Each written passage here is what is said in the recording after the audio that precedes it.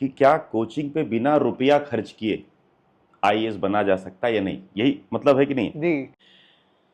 बिल्कुल सही। हरियाणा की काजल जवाला, आप सोच नहीं सकते बिना कोचिंग की तैयारी किया, काजल जवाला ने बिना कोचिंग की तैयारी किया, रैंक 28। रोशनी बिना कोचिंग, चार्टर्ड अकाउंटेंट थी, शादीशुदा थी, समय नहीं था, बिना कोचिंग की तैयारी, रैंक 121। संदीप चौधरी अनंतनाग में एसएसपी हैं इस समय, उन्होंने बिना कोचिंग की तैयारी की। मैं आपसे सिर्फ ये कहना चाहता हूं, ये सारे लोग सेलेक्ट हुए बिना कोचिंग के, लेकिन प्रोसेस यही था जो मैं आपको बता रहा हूं। कुछ भी हो, अपने स्वाभिमान के लिए लड़ो, ताकि आपके ससुराल में कोई बंदा आपके पापा को कुछ ना बोल सके। लोग इतनी एक्टिंग करते हैं इज्जत करने की, आप सोच भी नहीं सकते। वही सास, वही ननद, वही लोग बदल जाते हैं, सब बदल जाता है, कोई कुछ नहीं बोलता। 95% हिस्सा आपके माइंड का यह बिलीव करता है कि किया नहीं जा सकता। रिवीजन के साथ ऑप्शनल के लिए 400 घंटे और ले लो, इसमें कहीं कोई छुपा हुआ रहस्य नहीं है। मैं जैसे बता रहा हूं, एक एक स्टेप आपको मैंने जो बताया है कि गाइडेंस पे होना इसलिए जरूरी है। तो सबसे पहला स्टेप है क्लैरिटी। आपको सबसे पहले क्लियर होना है कि आपको आईएएस बनना है। सबसे पहले बच्चे को यह समझना होगा कि उसकी प्रॉब्लम क्या है। अच्छा एक बात बताओ, अगर कोचिंग करने से सिलेक्शन हो रहा होता तो हजारों लोग दिल्ली में कोचिंग कर रहे हैं, उनका तो सिलेक्शन हो गया होता। फिर भी वो क्वालिटी डेवलप की जा सकती है, और खास करके वो वाली कोचिंग जिसकी हम बातें करते हैं कि यार सिलेबस खत्म करने के लिए हम जा रहे हैं, उनको तो मैं कहूंगा वो तो यूट्यूब भी काफी है उसके लिए, अगर सिलेबस खत्म करने जाना है। कि कोचिंग पे बिना 1 रुपए खर्च किए आईएएस बना जा सकता है। पैसा होगा तब तो आप आओगे, कि मैं कह रहा हूं कि गाइडेंस के लिए ऐसा बंदा ढूंढना है आपको जो कम से कम एक बार इंटरव्यू दिया हो। नमस्ते दोस्तों, मैं हूं शिवम दिवाकर और अक्सर आपके लिए वीडियो बनाता रहता हूं। बहुत सारे स्टूडेंट मुझे ऐसा बोलते हैं कि भैया हम बिना कोचिंग लिए आईएएस या आईपीएस बन सकते हैं या नहीं। हमें आप ज़रूर बताइए, किसी सर से बात कीजिए या फिर मैम से बात कीजिए। आज की वीडियो में हमारे खास मेहमान हैं फिर से अजय मिश्रा सर, आईएएस दरबार के सर डायरेक्टर हैं, और ये इंटरव्यू सर के लिए चैलेंज से भरा होगा क्योंकि सर का खुद का एक कोचिंग है और सर से ऐसे सवाल पूछने वाला हूँ शायद ही कोई कोचिंग वाला उनका जवाब देता। लेकिन सर से जब मैंने बोला तो सर ने कहा ठीक है मैं ज़रूर आऊँगा। और सर का खुद का कोचिंग है और सारे सवाल ऐसे होंगे कि क्या बिना कोचिंग के स्टूडेंट यूपीएससी की तैयारी कर सकते हैं या नहीं और सिलेक्शन ले सकते हैं या नहीं। मैंने कुछ कोचिंग वालों से बात की तो उन्होंने कहा हम ऐसे इंटरव्यू में नहीं आना चाहते क्योंकि हमारा खुद का कोचिंग है। अगर सारे बच्चे खुद से तैयारी कर लेंगे तो फिर कोचिंग आएगा ही कौन। तो सर आपका बहुत बहुत स्वागत है। सर सबसे पहले मेरा सवाल आपसे यही रहेगा, क्या बिना कोचिंग के आईएएस आईपीएस बनने का सपना पूरा किया जा सकता है या नहीं आज के दौर में? देखिए, जब मैं आप पूछते हैं एक प्रश्न कि बिना कोचिंग के आईएएस बना जा सकता है कि नहीं बना जा सकता, इसका अर्थ होता है कि क्या कोचिंग पे बिना रुपया खर्च किए आईएएस बना जा सकता है या नहीं, यही मतलब है कि नहीं? जी भाई बिल्कुल। पैसा नहीं खर्चा होना चाहिए। बिल्कुल। तो मैं आपसे खुल के बोल रहा हूं कि कोचिंग पे बिना 1 रुपए खर्च किए आईएएस बना जा सकता है, और सैकड़ों लोग बने हैं, इसमें कौन सी बड़ी बात है। देखिए, ऐसा जरूरी नहीं है कि आपको कोचिंग करके ही वो सारे क्वालिटीज आएंगे, वो सारी चीजें आएंगी, है ना। कोचिंग के बगैर भी वो क्वालिटी डेवलप की जा सकती है, और खास करके वो वाली कोचिंग जिसकी हम बातें करते हैं कि यार सिलेबस खत्म करने के लिए हम जा रहे हैं, उनको तो मैं कहूंगा वो तो यूट्यूब भी काफी है उसके लिए, अगर सिलेबस खत्म करने जाना है। तो मुझे ऐसा लगता है कि वो सारे क्वालिटीज जो यूपीएससी डिमांड करती है, वो सारे स्किल्स जो यूपीएससी डिमांड करती है, उसे बिना कोचिंग के भी किया जा सकता है, एक भी रुपया बिना खर्चा किए कोचिंग पे। सर दूसरा सवाल मेरा आपसे ये है, स्टूडेंट क्या करें जिससे वो पहले ही प्रयास में आईएएस या आईपीएस बिना कोचिंग के यानी कि बिना पैसे खर्च करके बन सके, ऐसा क्या करना चाहिए उनको? देखिए, मैं जब भी मैं इंटरव्यू देता हूँ किसी भी जगह पे, बीबीसी लंदन पे भी मेरा इंटरव्यू हुआ था, तो मैं उनसे एक ही बात बोलता हूँ कि सबसे पहले बच्चे को ये समझना होगा कि उसकी प्रॉब्लम क्या है। अच्छा एक बात बताओ, अगर कोचिंग करने से सिलेक्शन हो रहा होता तो हजारों लोग दिल्ली में कोचिंग कर रहे हैं, उनका तो सिलेक्शन हो गया होता। प्रॉब्लम कोचिंग है ही नहीं, प्रॉब्लम हमारे अंदर ही कुछ है। तो अगर मैं आपको स्टेप्स बताऊं तो उस स्टेप का मैं नाम रखता हूं CCC CCC।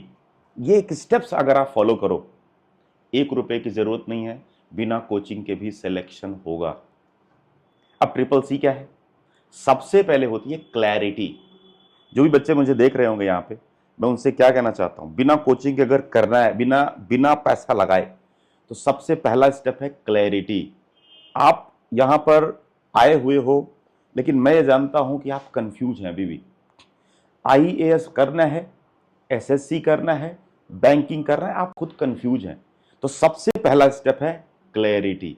आपको सबसे पहले क्लियर होना है कि आपको IAS बनना है।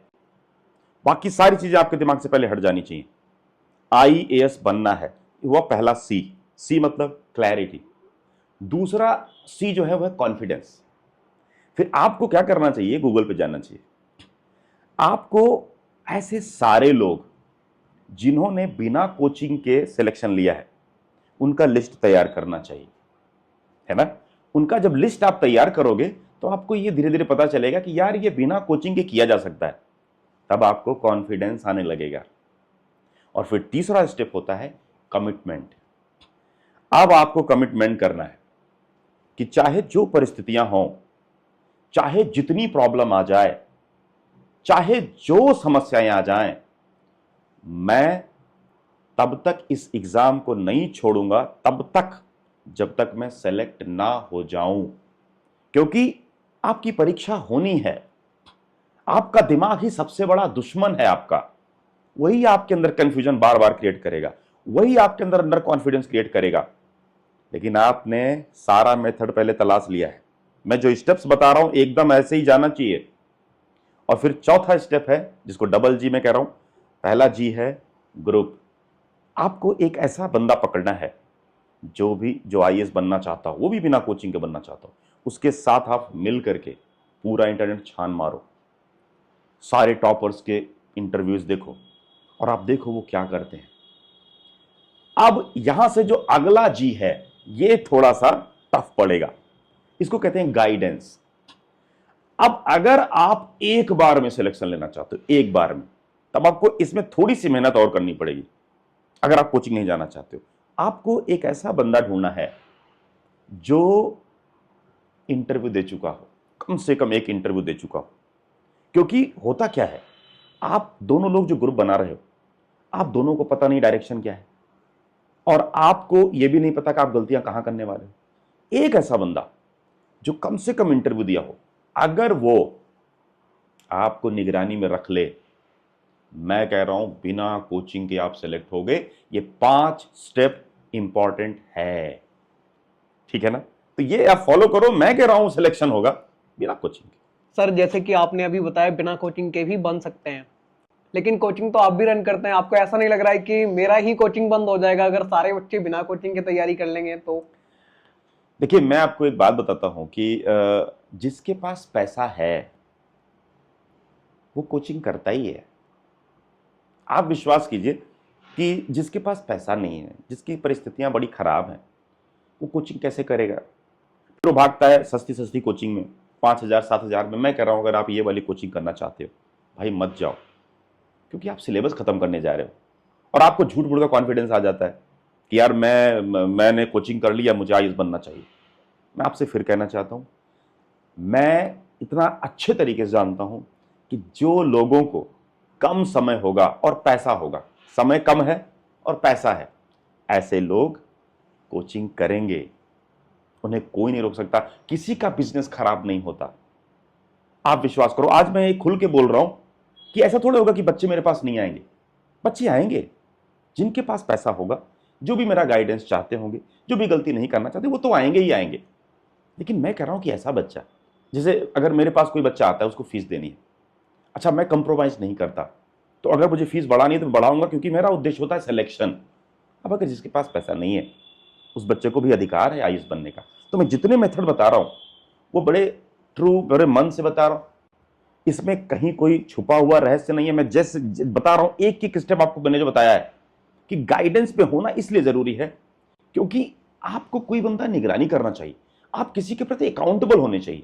आप अकाउंटेबल ही नहीं हो तो एक गाइड करने वाला बंदा है, आप उसके प्रति अकाउंटेबल हो। जब आप देही है आपकी तो आप काम करोगे। सर बहुत सारे लोग ये कहते हैं कि अगर आप यूपीएससी की तैयारी करना चाहते हो तो केवल उसी पर ही फोकस करो। तो बहुत सारे स्टूडेंट अपना बी प्लान भी बना लेते हैं कि हम कुछ और भी कर लेते हैं साथ में। तो आप उनको क्या कहना चाहेंगे जो बी प्लान भी बना लेते हैं बीच बीच में? देखिए मैं क्या कह रहा हूं, आप प्लान बी बनाओ, आप प्लान सी बनाओ, आप प्लान डी बनाओ, जितने प्लान हैं आप बनाओ, इसमें कुछ बुराई भी नहीं है। लेकिन मैं आपसे ये पूछना चाहता हूं, जब आप हिस्ट्री पढ़ रहे हो और बार बार ज्योग्राफी का ख्याल आ रहा है, क्या ये सही है? आप ज्योग्राफी पढ़ रहे हो, आपका ख्याल हिस्ट्री का आ रहा है बार बार, क्या ये सही है? प्रॉब्लम ऑप्शन नहीं है, प्रॉब्लम है फोकस। आप यूपीएससी को 2 साल के लिए फिक्स करो। मैं सबसे कह रहा हूं 2 साल 3 साल जो भी टाइम है आप फिक्स करो। आप पहला अटेम्प्ट देने जाते हो, आपको लगता है आपने कोई गलती नहीं की, आपने पूछा लोगों से, आपने कोई गलती नहीं की, छोड़ दो, कोई बात नहीं, मत करो, समझ लो कि नहीं हो रहा है। लेकिन अगर आपको लगता है कि आपने गलती कुछ की है, अगले अटेम्प्ट उस गलती को सही करोगे कि नहीं करोगे? लेकिन अगर आप उस गलती को सही करे बगैर आपने सोचा नहीं मैं पीसीएस दे लेता हूं, नहीं मैं एसएससी दे लेता हूं, वहां जाके एक गलती हो गई तो, एसएससी में जाके गलती हो गई तो, आप जरा देखो जो लोग कहते हैं ऑप्शन बी का मतलब क्या होता है, वो भी एक कंपटीशन होता है, वहां पे भी फोकस करना पड़ेगा। प्रॉब्लम ऑप्शन नहीं है, प्रॉब्लम है कि जो काम आप कर रहे हो पहले उसे दिल से करो।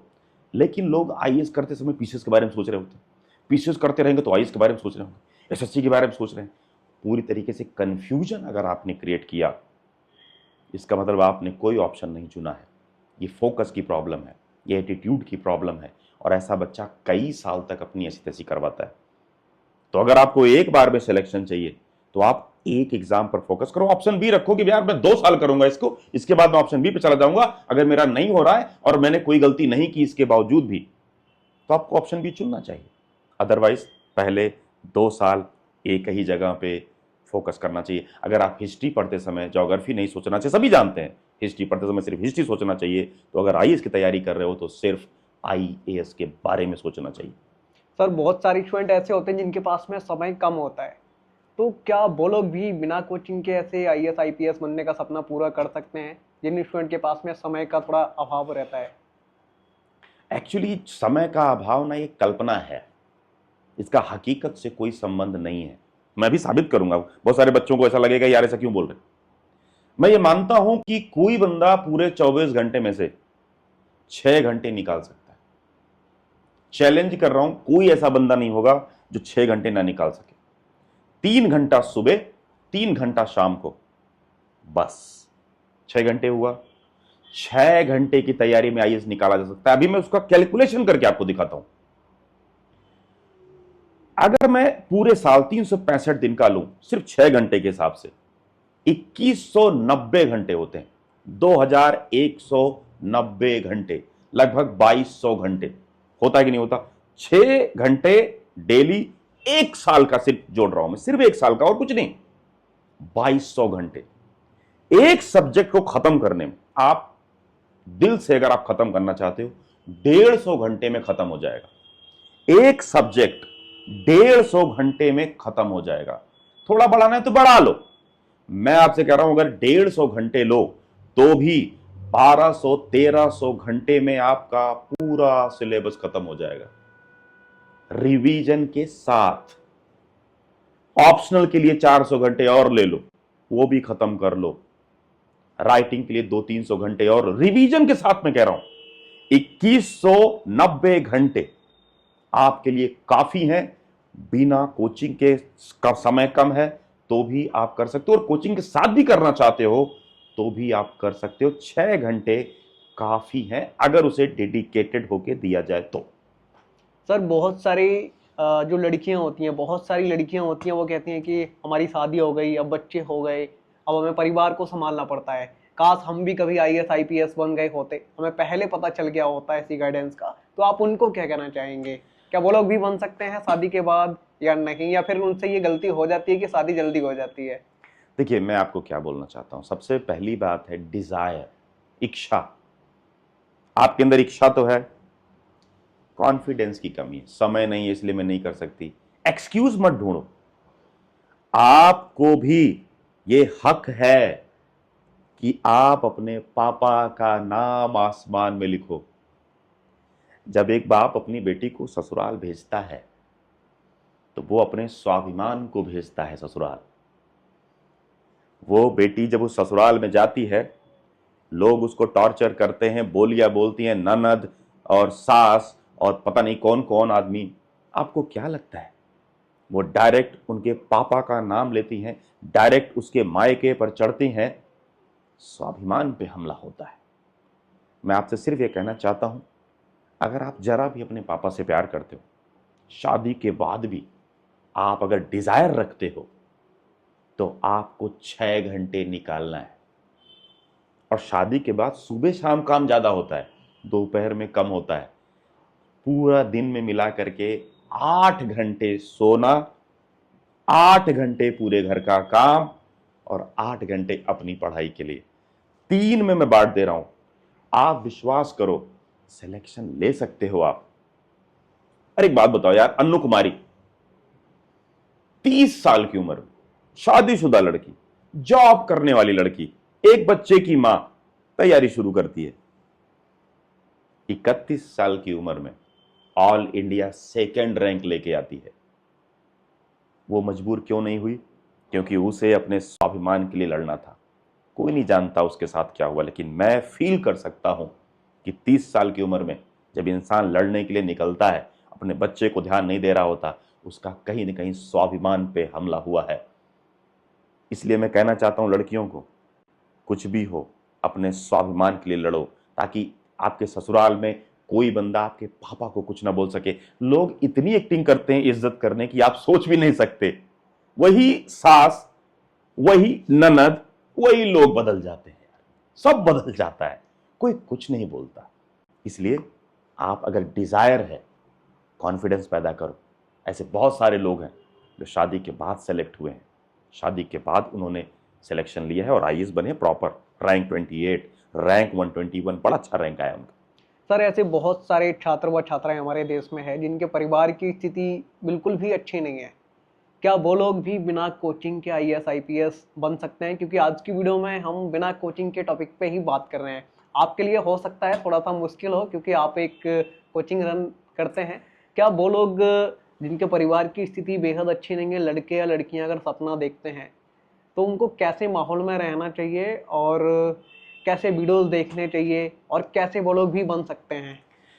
आप कुल मिला के पूछ रहे हैं, क्योंकि मैंने वो तो टिप्स दे दी है कि बिना पैसे के कैसे आईएएस बने। हाँ। आपका कहने का मतलब है कि क्या उनका एनवायरनमेंट उनको सपोर्ट करता है कि नहीं करता। देखिए, इस पे बहुत बड़ा एक साइंस में बताने जा रहा हूं, आपको ध्यान से सुनना है। लोगों को पता होना चाहिए कि उनका जो ये ऊपर का दिमाग है, यहाँ के ऊपर एक कॉन्शियस माइंड होता है जो जागता रहता है, वो सिर्फ उसका हिस्सा सिर्फ 5% है, उसका रोल सिर्फ 5% है। 95% रोल होता है आपके सब कॉन्शियस माइंड का, जो कि पीछे होता है। सब कॉन्शियस माइंड चलता कैसे? प्रोग्रामिंग पे। आपके आसपास के लोग जब वो बार बार ये कह रहे होते हैं कि ये गरीब आदमी आईएएस नहीं बन सकता, एक इंसान जिसकी परिस्थितियां खराब है आईएएस नहीं बन सकता, जो टॉपर नहीं है वो आईएएस नहीं बन सकता, आपको पता नहीं चलता। आपका सब कॉन्शियस माइंड प्रोग्रामिंग हो रही होती है, प्रोग्रामिंग हो रही होती है, प्रोग्रामिंग हो रही होती है। आप जिस स्कूल में गए वहां का टीचर आपके ऊपर विश्वास नहीं करता, आपके मम्मी पापा आपके ऊपर विश्वास नहीं करते, आपके फूफा चाचा ताऊ आपके ऊपर विश्वास नहीं करते, आपका भाई आपके ऊपर विश्वास नहीं करता, आपके दोस्त आपके ऊपर विश्वास नहीं करते। धीरे धीरे आपका जो सब कॉन्शियस माइंड है उसकी प्रोग्रामिंग कैसे हो रही है? 95% हिस्सा आपके माइंड का यह बिलीव करता है कि किया नहीं जा सकता। तो मैं आपसे क्या कहना चाहता हूं, अगर सबसे पहला स्टेप इन लोगों को अगर लेना है जिनके घर में पैसा नहीं है, जिनके घर में लोग सपोर्ट नहीं करते, तो सबसे पहले उनको ऐसे लोगों का एग्जाम्पल जरूर अपने सामने लेके आना है जो बुरी परिस्थितियों के बावजूद भी, गरीबी के बावजूद भी अपना ये सपना पूरा किया, आईएएस और आईपीएस का सपना पूरा किया। जब तक ये प्रोग्रामिंग नहीं बदलेगी, जब तक ये 95% ब्रेन की प्रोग्रामिंग नहीं बदलेगी तब तक ये आपको डराता रहेगा। मैं देखता हूं जिनके घर में कोई आईएएस आईपीएस ऑफिसर नहीं है, बार बार मुझसे क्वेश्चन उठाते हैं, बार बार तैयारी कर रहे हैं, मेरे अंडर में है, बार बार सर मेरा सिलेक्शन हो तो जाएगा ना। कौन बुलवा रहा है उनसे? वो सबकॉन्शियस माइंड, मैं खड़ा हूं तुम्हारे साथ, तुम्हें कौन फेल कर सकता है? इसके बावजूद भी उनके दिमाग में बार बार ख्याल कौन डाल रहा है? Subconscious mind. इसलिए मैं एटीट्यूड की ट्रेनिंग देता हूं ताकि उनका दिमाग धीरे धीरे, प्रोग्रामिंग ही बदल दूंगा मैं 3 से 4 महीने के अंदर। वो बच्चे की प्रोग्रामिंग चेंज, कोई भी उसको बोलता है कोई फर्क ही नहीं पड़ता, उसको हर मिनट पता होता है ही और शी कैन डू इट। वो कर सकता है, वो कर सकती है। अगर इसके मिनट में ये पता है, इसके दिमाग में ये बात है, उसका सेल्फ कॉन्फिडेंस है, तो वो बंदा सेलेक्ट होगा। जानना चाहूंगा आपके पास में कोई ऐसे एग्जाम्पल हैं जिन छात्र व छात्राओं ने कभी बिना कोचिंग के यूपीएससी को क्वालिफाई किया हो? आप बता सकते हैं, क्योंकि स्टूडेंट देखने का इंतजार कर रहे होंगे कि सर ने ये तो बताया ही नहीं। बिल्कुल सही। हरियाणा की काजल जवाला, आप सोच नहीं सकते, बिना कोचिंग की तैयारी किया। काजल जवाला ने बिना कोचिंग की तैयारी किया, रैंक 28। रोशनी बिना कोचिंग, चार्टर्ड अकाउंटेंट थी, शादीशुदा थी, समय नहीं था, बिना कोचिंग की तैयारी किया, रैंक 121। संदीप चौधरी अनंतनाग में एसएसपी हैं इस समय, उन्होंने बिना कोचिंग की तैयारी की। मैं आपसे सिर्फ ये कहना चाहता हूं, ये सारे लोग सेलेक्ट हुए बिना कोचिंग के, लेकिन प्रोसेस यही था जो मैं आपको बता रहा हूं। आपको प्रोसेस को फॉलो करना है, आपको सिस्टम्स बनाने हैं, आपको अपने अंदर वो स्किल डेवलपमेंट करना है, आपका सिलेक्शन जरूर होगा। राइट? तो आपको ध्यान रखना है कि गाइडेंस ज्यादा मैटर करता है ताकि गलती ना हो। भाई कंपटीशन अगर आपका ऐसे लोगों से जो इंटरव्यू दे रहे हैं, तो अगर आप गाइडेंस में रहोगे तो आपसे गलती नहीं होगी, और गलती नहीं हुई तो आपका फर्स्ट अटेम्प्ट में सिलेक्शन हो जाएगा। इसलिए गाइडेंस जरूरी है। बाकी तो सारे काम खुद भी करा जा सकता है। राइट? और वो गाइडेंस के लिए भी मैंने तरीका बताया। मैंने फिर से बिल्कुल नहीं कह रहा हूं कि कोचिंग में आना है आपको, आपके पैसा होगा तब तो आप आओगे, कि मैं कह रहा हूं कि गाइडेंस के लिए ऐसा बंदा ढूंढना है आपको जो कम से कम एक बार इंटरव्यू दिया हो, उससे आपका साल बच जाएगा। एक भी गलती होती है ना तो 1 साल चला जाता है। इसलिए आपको गाइडेंस में किसी के रहना है तो आपका साल बचा रहेगा। और विश्वास कीजिए, फर्स्ट अटेम्प्ट में बिना कोचिंग के भी आईएएस बना जा सकता है। की है। अगर आपको ऐसा लगता है कि हम कोई और सवाल सर से पूछना भूल गए तो आप कमेंट बॉक्स में ज़रूर लिखिए। और क्या आप भी यूपीएससी की तैयारी करते हैं, कहाँ से करते हैं, ये भी हमें लिख करके ज़रूर बताइए। मिलते हैं आपसे किसी और वीडियो में। लेकिन हाँ, बहुत सारे फ्रेंड हमें ऐसा कहते हैं कि हमें अजय मिश्रा सर से मिलना है या फिर गाइडेंस चाहिए या फिर बात करनी है, तो इस वीडियो के कमेंट बॉक्स में या फिर डिस्क्रिप्शन बॉक्स में सर की टीम के नंबर वहाँ पे होंगे, आप बात कर सकते हैं कि सर अवेलेबल हैं या नहीं। मिलते हैं आपसे किसी और वीडियो में। ये वीडियो देखने के लिए आपका बेहद शुक्रिया।